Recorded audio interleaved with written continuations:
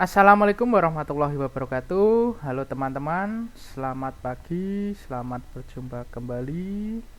Pertama-tama mari kita panjatkan puji syukur kehadirat Allah Subhanahu wa taala karena pada pagi hari ini kita bisa bertemu kembali dalam diskusi online penelitian pendidikan kelas 6D. Dan pada kesempatan kali ini yang akan melakukan presentasi yaitu dari kelompok saya, yaitu kelompok 3 yang beranggotakan ada Mbak Novita Minggi, Dwi Wulandari, Fadilatun Nikmah, dan Mbak Putri Aulia Kisma.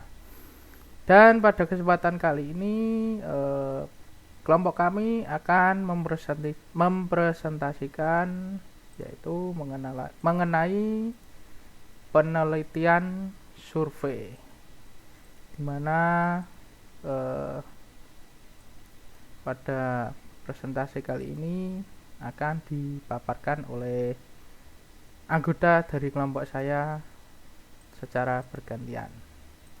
Baik, langsung saja kita mulai presentasi pada pagi hari ini, yaitu mengenai penelitian survei.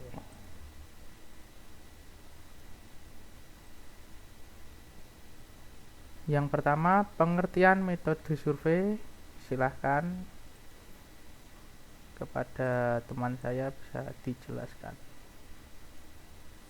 Baik, terima kasih. Yang pertama, pengertian metode survei.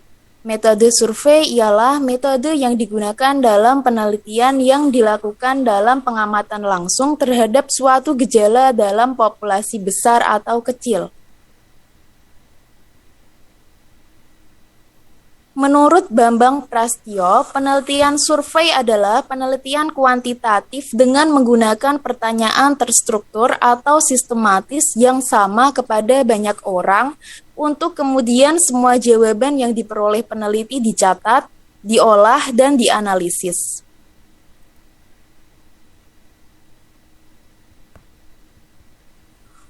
Secara sederhana, penelitian survei merupakan cara untuk mengumpulkan informasi dengan menggunakan instrumen penelitian, pedoman wawancara atau angket yang diajukan kepada responden yang bertujuan untuk meneliti karakteristik atau sebab akibat antar variabel tanpa adanya campur tangan peneliti.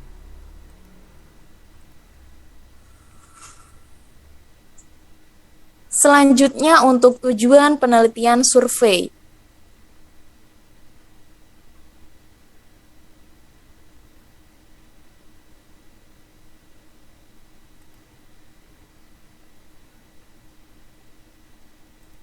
Penelitian survei bertujuan untuk A. Menghasilkan deskripsi beberapa aspek dari populasi dan memerlukan informasi dari subjek yang diteliti. B. Menggali dan mencari informasi faktual secara mendetail atas apa yang sedang menggejala. C. Identifikasi masalah-masalah. D. Mengetahui hal-hal yang dilakukan oleh orang-orang yang menjadi sasaran penelitian dalam memecahkan masalah. E. Mengumpulkan informasi tentang variabel dari sekelompok objek atau populasi. F. Exploration atau penjajakan bersifat terbuka masih mencari-cari. Dan yang terakhir G. Evaluasi, yakni mengevaluasi sampai seberapa jauh tujuan yang digariskan pada awal program tercapai atau mempunyai tanda-tanda akan tercapai.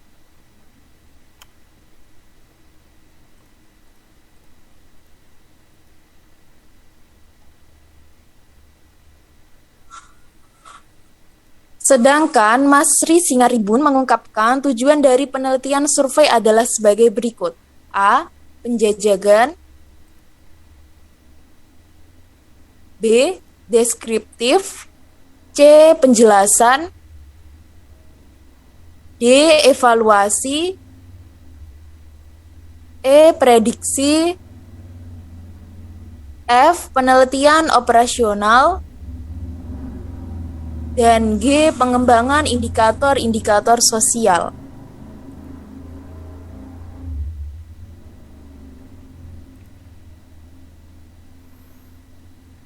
Ya, selanjutnya unsur-unsur metode survei, dan kali ini akan dijelaskan oleh rekan saya Mbak Fadilatun Nikmah. Silahkan. Selanjutnya, unsur-unsur metode survei. Yang pertama yaitu konsep, yaitu gagasan atau ide yang dinyatakan dalam suatu kata atau simbol terkait dengan fenomena yang diteliti. Yang kedua, proposisi, yaitu hubungan antara dua konsep yang bersifat logis. Yang ketiga, teori, serangkaian asumsi, konsep, konstruksi, definisi, dan proposisi yang digunakan untuk menjelaskan suatu fenomena yang tertentu yang tengah diteliti. Yang keempat, variabel, yaitu operasional konsep, jadi dari variabel terikat dan variabel bebas. Yang kelima, hipotesa, yaitu proposisi yang diuji keberlakuannya. Yang keenam, definisi operasional, yaitu unsur penelitian yang berisi informasi ilmiah tentang cara mengukur suatu variabel yang dapat digunakan oleh peneliti lain.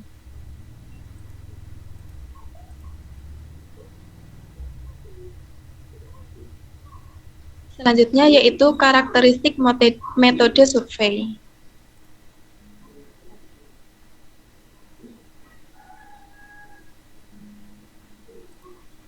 Yang pertama yaitu untuk menghasilkan statistik, deskriptif, kuantitatif, atau deskriptif dalam angka tentang berbagai aspek populasi yang diteliti. 2. Mengajukan pertanyaan kepada orang yang jawabannya kemudian merupakan daya yang akan dianalisis.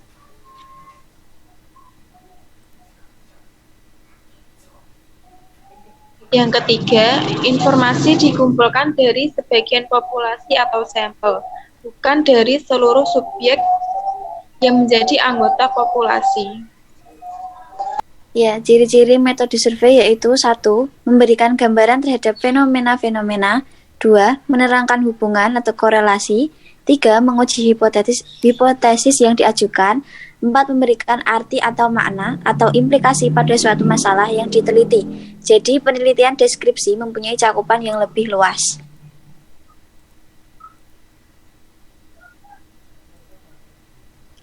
Selanjutnya ada macam-macam metode survei. 1. Metode eksploratif. Para peneliti menggunakan metode penelitian eksploratif karena pengetahuan tentang masalah yang diselidiki masih dangkal, misalnya penelitian partisipasi politik kaum muda. 2. Ada metode deskriptif.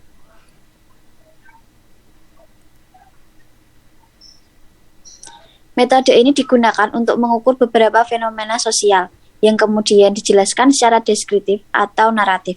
Misalnya, investigasi terhadap penyebaran pesan yang menyesatkan di media sosial. 3. Ada metode explanatory. Metode ini hampir sama dengan metode deskriptif. Perbedaannya, metode penyelidikan explanatory menekankan pencarian hubungan sebab akibat atau hubungan kasual antara variabel yang diteliti. 4. Ada metode evaluasi. Metode ini digunakan untuk penelitian evaluatif. Secara umum, metode evaluasi diterapkan pada penelitian evaluasi program.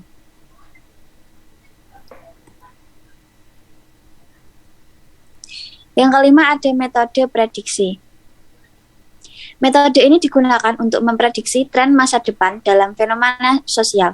Contoh sederhana dari metode investigasi prediktif adalah investigasi yang dilakukan oleh otoritas investigasi untuk mempersiapkan pemilihan lokal atau pemilihan umum. Terakhir ada metode operasional. Metode deteksi operasi digunakan untuk mendeteksi variabel operasi dari program yang diperiksa. 7. Ada metode pengembangan. Metodologi penelitian untuk pengembangan umumnya dilakukan untuk mengembangkan indikator sosial.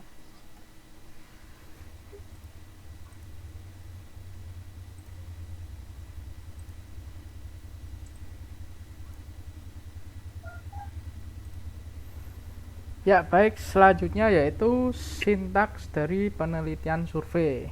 Dan ini yang pertama menurut Baby tahun 1982. Sintaks yang pertama yaitu mengembangkan atau membuat angket. Yang kedua yaitu memilih sampel. Dan yang terakhir yaitu mengumpulkan data dengan wawancara atau angket.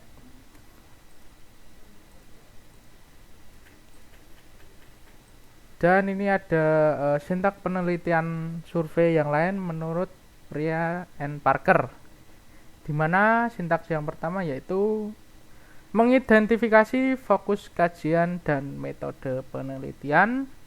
Yang kedua, membuat anggaran dan jadwal penelitian. Yang ketiga, membentuk kerangka teori dan hipotesis. Yang keempat yaitu menentukan teknik sampling atau teknik pengambilan sampel, di mana sampel yang dimaksud yaitu subjek yang akan kita teliti. Dan yang kelima yaitu menetapkan ukuran dan pemilihan sampel.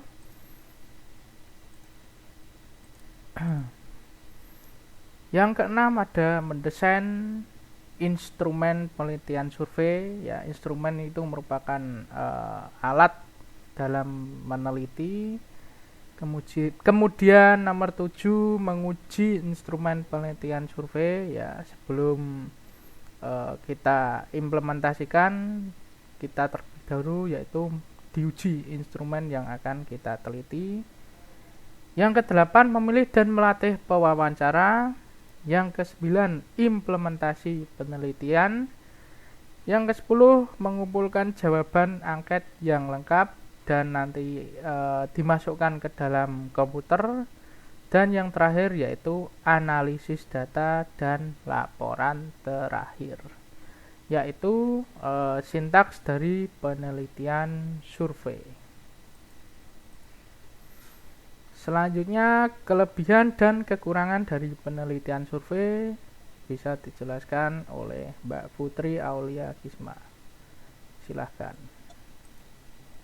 Baik, saya akan menjelaskan kelebihan dan kekurangan penelitian survei.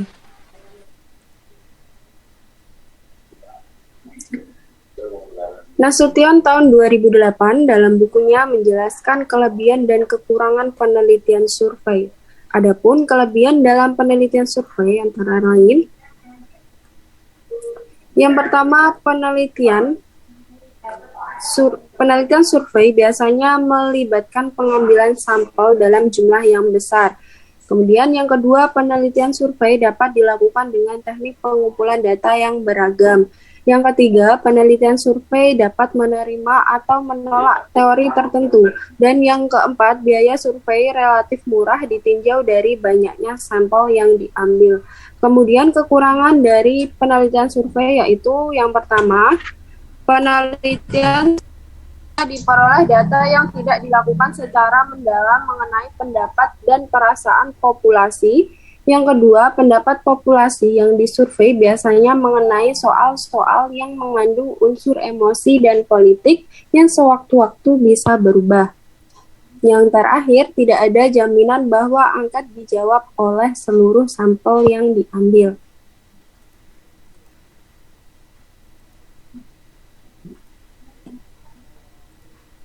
Selanjutnya adalah pengumpulan data survei.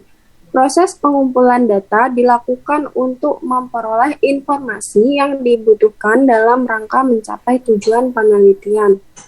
Kemudian instrumen pengumpulan data, ada 3 instrumen umum guna untuk membantu pengumpulan data, yaitu diantaranya yang pertama, kuesioner guna memperoleh data-data faktual. Yang kedua, skala. Data yang diperoleh nantinya akan bersifat konseptual. Dan yang ketiga, tes. Dalam penggunaan alat ini, pertanyaan yang diajukan sudah memiliki standarisasi dan norma yang berlaku terhadap jenis tes yang digunakan sebagai alat tes.